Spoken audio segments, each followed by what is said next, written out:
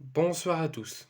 On se retrouve ce soir pour une nouvelle vidéo où on va faire le point sur l'actualité de l'Olympique de Marseille, notamment dû à la CAN qui va arriver au mois de janvier, à la reprise après les fêtes de fin d'année et de Noël. Dans la grande majorité de cette vidéo, en tout cas sur la première partie de ce JTON, ça sera considéré à la CAN, où je ferai le point sur les joueurs sélectionnés pour le moment pour la CAN, ce qu'on sait déjà que c'est confirmé, et ensuite on fera mieux le point sur l'actualité du club. Donc la première information que je peux vous donner, c'est Kasdin Ounahi, qui a été fraîchement sélectionné par Walid Regragui pour la CAN qui aura lieu au mois de janvier, était de passage dans son pays natal du Maroc durant toute la journée d'aujourd'hui, avec sa mère, puisqu'il est passé à la Mecque pour célébrer, faire une petite célébration et passer un moment dans un lieu sacré du Maroc avec sa mère, juste avant les préparatifs pour le Maroc, pour la CAN, au mois de janvier. La deuxième information que je peux vous donner, et que je vous ai annoncé dans la vidéo précédente, j'en suis déçu, j'en suis très triste, c'est que Bamou Meïté restera à Marseille durant ce mois de janvier et n'ira pas à la CAN avec la Côte d'Ivoire. Il n'a pas été sélectionné par le sélectionneur de la Côte d'Ivoire qui a annoncé sa liste aujourd'hui. Dans la vidéo précédente, je vous ai annoncé la liste. Bamou Meïté n'en fait pas partie et je trouve ça dommage. D'un côté, je trouve ça bien. Comme ça, Bamou Meïté pourra peut-être avoir mieux l'opportunité de se montrer tout ce qu'il vaut, son talent aux yeux du coach, aux yeux du président, et peut-être qu'il aura beaucoup plus de temps de jeu et qu'il pourra mieux montrer ce qu'il vaut. Mais je trouve ça dommage et j'en mets quelques-uns comme responsables de cette non-sélection. C'est Gennaro Gattuso, Pablo Longoria et autres qui n'ont jamais laissé l'opportunité ou très peu de minutes à Bamou Meïté de montrer tout ce qu'il vaut, toute sa polyvalence, tout son talent au sélectionneur de la Côte d'Ivoire, mais aussi au coach Gattuso et aussi à Pablo Longoria. Il a joué Bamou Meïté depuis l'arrivée de Gattuso, mais beaucoup trop peu pour être bien aux yeux du coach de la Côte d'Ivoire et qui aurait pu être sélectionné pour la CAN. Chancel Mbemba, au début a très peu joué, a plus joué là, il est sélectionné. Tous ceux qui ont été sélectionnés ont eu du temps de jeu et ont pu montrer ce qu'ils valaient. Et ont été sélectionnés. Bamou Meïté a beaucoup de talent, a beaucoup de choses à montrer, mais il n'a pas eu l'opportunité de le montrer. Et la preuve, il n'a pas été sélectionné pour la CAN. C'est pas un mauvais joueur, Bamou Meïté. Mais s'il aurait eu de la confiance, qu'il aurait mieux laissé l'opportunité de jouer, bah peut-être qu'il serait à la CAN au mois de janvier, avec les autres. La troisième information que je peux vous donner, comme je vous ai annoncé en début de vidéo, Asdin Ounahi et Amin Harit ont tous les deux été sélectionnés par Walid Regragui lors de son annonce de liste par une vidéo aujourd'hui et postée sur le compte Twitter du Maroc. Ils ont tous les deux été sélectionnés par le Maroc pour la prochaine CAN au mois de janvier. Donc ils seront absents à la reprise de l'entraînement demain et ils seront absents aussi pendant un bon mois et demi avec la CAN, mais aussi pour le match de reprise face à l'US Thionville à Saint-Symphorien. Et je leur envoie toutes mes félicitations. C'est tellement mérité. Surtout pour Amin Harit après tous ses efforts qu'il a pu apporter à l'OM depuis sa grave blessure à Monaco. Et enfin, il va pouvoir jouer une compétition internationale puisqu'il avait été sélectionné pour la Coupe du Monde au Qatar. Mais lors du dernier match avant la trêve internationale, Amin Harit s'est grièvement blessé au genou. Il s'est fait une rupture des ligaments croisés c'était la cata et il n'a pas pu jouer pendant quelques mois. Et il avait été sélectionné pour la Coupe du Monde, mais malheureusement cette blessure l'a coupé dans l'élan. Et cette fois-ci, il est bien sélectionné pour la CAN et je lui envoie tout mon courage, toutes mes félicitations et en espérant qu'il fasse une belle CAN et qu'il revienne en force physique et mentale après la CAN au mois de février. Ensuite, dernier point sur la CAN, ça concerne deux autres joueurs de l'effectif. Il y en aura sans doute d'autres de sélectionnés, mais pour l'instant, c'est ces quatre-là que je vous ai annoncés. Simon Nkapetoubou et François-Régis Mouret sont tous les deux appelés par le sélectionneur du Cameroun pour la prochaine CAN en mois de janvier à la reprise après les fêtes de Noël et de Nouvel An. Ensuite, donc là, on a fini le point sur l'actualité de l'OM au niveau de la Coupe d'Afrique des Nations au mois de janvier. On va faire le point maintenant sur l'effectif de l'Olympique de Marseille, mais surtout particulièrement les anciens. notamment un international turc actuellement ailier droit à Fenerbahçe, Cengiz Ünder. Il fait une très belle saison à Fenerbahçe, ça lui arrive de faire des mauvais matchs, mais il en fait beaucoup de bien. Je l'ai vu jouer lors du derby turc entre Fenerbahçe et Galatasaray, je l'ai trouvé pas mal. Il peut faire, si un jour il revient à l'OM, il va beaucoup de faire de bien. Et la direction de l'OM a fait le point sur la deuxième partie de saison, sur le mercato d'hiver qui arrive, et ils ont conclu que Ismail Yassar, qui était de base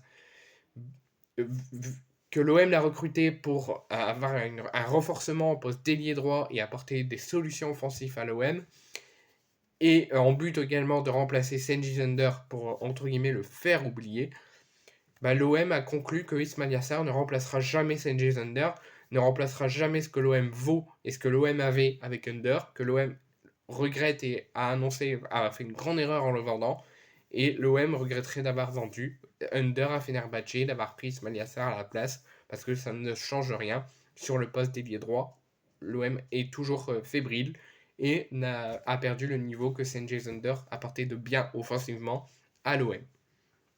Donc affaire à suivre, peut-être qu'un retour de Cengiz Ünder va être posé sur la table pour ce mercato d'hiver. On va faire un dernier point très rapide et très minime sur la CAN. Dû au départ à la CAN, donc notamment de Simon Nkapetoubou, de François-Régis Mouret, et d'autres que c'est pas encore officiel, de Chancel Mbemba et d'autres, Bilal Nadir, Emran Soglo et Tika pourraient avoir, durant un bon mois et demi, durant ces 2 mois de Cannes, pour être amenés à plus jouer et avoir beaucoup plus de temps de jeu et d'opportunités par Gennaro Gattuso. Et j'espère que ça sera également le cas pour Babo Meïté. 7ème information, Bilal Nadir ne quittera pas l'Olympique de Marseille. En tout cas, normalement, ça en prend pour les 5 années à venir. Bilal Nadir fait des louanges aux yeux de Gennaro Gattuso. Lui-même ne compte pas quitter le club, Gattuso ne veut pas qu'il parte, et dû à ses départs à la CAN, il pourrait avoir du temps de jeu et de l'opportunité, et les dirigeants olympiens, l'entourage de Bilal Nadir et son agent sont actuellement, depuis quelques semaines, et je pense que ça va bientôt se conclure, au moins jusqu'au mercato d'hiver, Bilal Nadir pourrait être amené, il est actuellement en fin de contrat, dans 1 an, il pourrait être amené à prolonger de 5 ans, et être à l'OM encore pour les 5 années à venir. Donc les négociations sont en cours avec le coach Gattuso, l'entourage et l'agent de Bilal Nadir et les dirigeants olympiens pour une prolongation de 5 ans que l'OM a proposé et qu'ils attendent une réponse. Les négociations sont toujours en cours. Ensuite, 8ème information, Luis Enrique, donc pour ceux qui ne le savent pas, était à Botafogo pour un prêt d'1 an avec option d'achat. Botafogo ne l'a pas levé. Luis Enrique, à la reprise demain, va faire son retour à la commanderie. L'OM a annoncé, en tout cas Pablo Longoria a annoncé que Luis Enrique était un joueur de l'OM, qu'il est convoqué dans le groupe pour faire son retour à la reprise, mais que un départ était toujours possible. Donc Lapanense et Bragantino sont les 2 clubs qui font le forcing auprès des dirigeants olympiens durant ces négociations qui sont aussi en cours pour s'intéresser à Luis Enrique et il voudrait impérativement l'avoir. Qu'est-ce que je donne mon avis? C'est que l'OM ne doit pas le céder, doit le récupérer, doit lui laisser sa chance, doit être testé par Gattuso, et je pense qu'il peut apporter du bien, surtout que l'OM cherche un ailier droit qui rentre à l'intérieur des occasions. Donc moi, Luis Enrique, je pense qu'il faut que l'OM le conserve et ne le laisse pas partir au Brésil, malgré le souhait du joueur de partir au Brésil. Ensuite, je ne sais pas si vous vous souvenez, il y a quelques semaines, même quelques mois, l'OM avait activé la piste Amiri, le milieu de terrain de Bayer Leverkusen. Ça n'avait pas été poursuivi parce que le Bayer Leverkusen voulait le conserver. L'OM a réactivé pour ce mercato d'hiver qui arrive dans quelques semaines. Donc l'OM a décidé pour ce mercato d'hiver d'activer la piste Amiri. Mais l'OM ne voudrait pas perdre de temps par rapport au temps qu'ils ont perdu lors du dernier mercato d'été et voudrait faire le forcing, mais un gros forcing auprès du Bayer Leverkusen pour les négociations. Ils veulent l'avoir immédiatement dès le début, dès le démarrage du mercato d'hiver.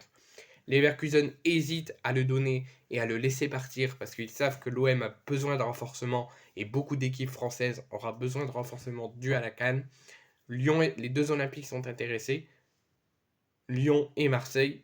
Donc Lyon, les dirigeants lyonnais, les dirigeants marseillais et les dirigeants de Leverkusen sont à 3 en trio, en grande phase de négociation pour la piste Amiri. Donc ça sera une affaire à suivre. Ensuite, le Vélodrome est redevenu une forteresse, les supporters sont redevenus une forteresse, puisque malgré une année 2023 en demi-teinte, avec tout ce que vous savez, la crise de résultats, le cas Marcelinho, les incidents avec les supporters, la grande tension, le départ de Tudor, l'arrivée de Gattuso, tout a été chamboulé durant cette année 2023 et aussi aux résultats sportifs. Mais malgré une année 2023 en demi-teinte, les supporters de l'OM n'ont jamais lâché le club et les joueurs, puisque le Vélodrome, sur une moyenne de 62 397 de capacité de spectateurs au Vélodrome, il y en a eu plus de 1560, 1 560 253 spectateurs.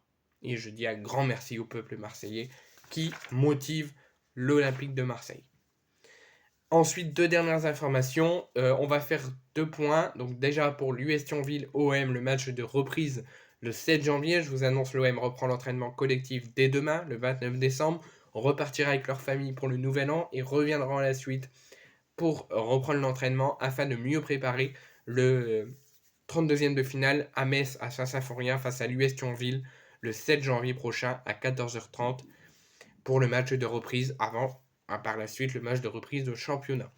Pendant la trêve de Noël, Gennaro Gattuso a demandé au staff, à son propre staff, d'ordonner et de donner pour consigne aux joueurs durant ces 3 semaines de Noël et de Nouvel An et de fête de fin d'année, de faire beaucoup d'exercices musculaires et de faire surtout beaucoup de longues courses pour garder la forme et le rythme à la reprise. Et c'est ce que Aubameyang a obéi et a fait dans la ville de Marseille. Pendant quelques jours, il fait des longues courses avec beaucoup de préparateurs physiques.